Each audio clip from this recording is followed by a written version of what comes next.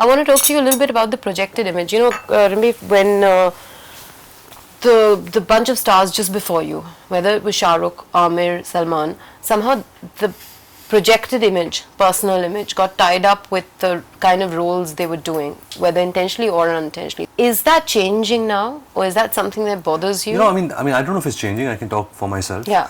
It's not something that I want to do. I don't believe in PR. I don't believe in creating a wrong perception about myself. Yeah. I am what I am, and I would rather want people to know me by the movies I do. Yeah. What I'm in my personal life, if I'm a bad guy, if I'm a good guy, I try to be a good human being. Yeah. And I guess I believe in karma. So if I'm a good human being, I will be successful, I will be liked. But I'm not out here to perceive myself wrongly to the people just so that my work benefits. Yeah, but whether you like it or not, that ends up happening. I mean, I'm sure that that's not how maybe Salman planned it, or maybe they didn't plan it Absolutely, like that. yeah, It's just that then you start getting those roles, and there's this Right. idea that Salman can't do a DDLJ, or Right. because of the kind of public image he has. You feel like that's passé now? You feel like that's not going to be a hindrance for you? I hope I don't get stereotyped. I hope I don't get trapped in an image. Yeah. So far I don't have a style. I'm 8 films old. Yeah. 4.5 years in this industry, and it's too early right now for me to really gauge To worry it, about that, and or even think of it. Yeah. Like I said, it keeps changing with the movies you do. It keeps changing with the kind of characters you play, like you yourself mentioned. Yeah. So yeah, I'm not really preparing myself for it right now. Okay. I remember you said in some interview that you didn't want to build a star body. You were happy with your flaws. You wanted to keep the irregularities and imperfections. I want to understand how that helps, because you're still somewhat perceived as an object of desire. That is still your image. To be honest, I'm very lazy. I can't work out, so I'm probably using it, to make myself happy. I don't want to do it. There seemed to be some sort of consciousness in that. So, to be honest, I also believe that by making muscles and having a certain type of a body will make me boring after 2 years. If I have a movie which requires me to be a certain way, sure. then I'll probably do it. Right now I am 29 years old. I'm getting the opportunity to play characters which are 22 or 23 because I can pull it off. Yeah. I want to do that. I want to concentrate on roles and characters of younger boys, of stories of younger people. Yeah. Because there's so many stories to tell. Maybe after 5 years I won't be able to do that. There'll be 10 more actors after me who will probably be doing those roles. So if I'm getting the opportunity right now, why should I try and be this man and this, what my seniors are doing, like Mr. Salman Khan, Amir Khan, Hrithik Roshan. They are playing the roles now that their age group denotes, and I'm trying to do stuff that what I'm getting offered. So it's as simple as that.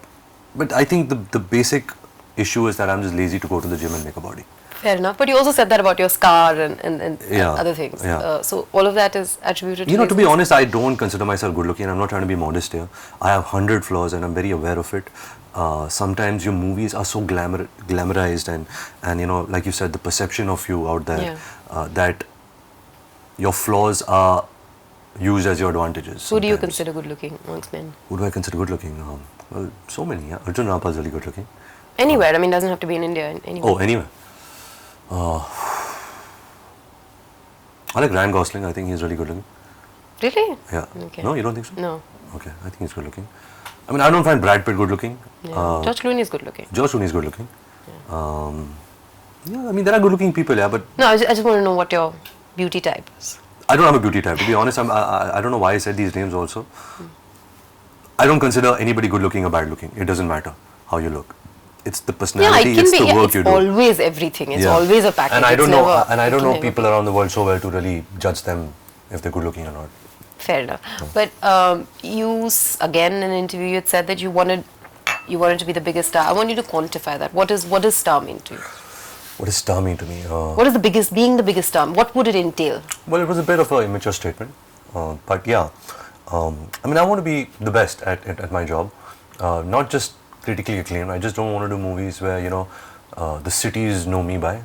I want India to know me by. I want to reach the small centers. I want to reach the small villages. That's a good definition of a star. Absolutely. I mean, if I'm part of movies, it's not just to make myself happy and intellectually masturbate Yeah. and say that, wow, this is great performance. Look at the nuances. Yeah. Unless every single individual in this country knows my name Yeah. and likes me, I'll never be a big star.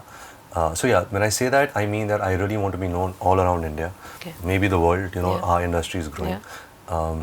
But there is you need time. You need time. You Yeah. need a lot of hard work. You need a lot of sacrifices you have to make to be there. Yeah. I remember this one incident. I had mentioned this earlier also. I don't know if you read about this. I was in a coffee shop in Bombay, and this is what stardom means to me. And it was a filled coffee shop. There were around 100 people, and Lata Mangeshkar, she was just passing by the coffee shop. She was just walking, and it was so surreal because everybody was at the coffee shop. They just stood up out of respect. They didn't need to. It was late at night, also around 11:30, 12 at night.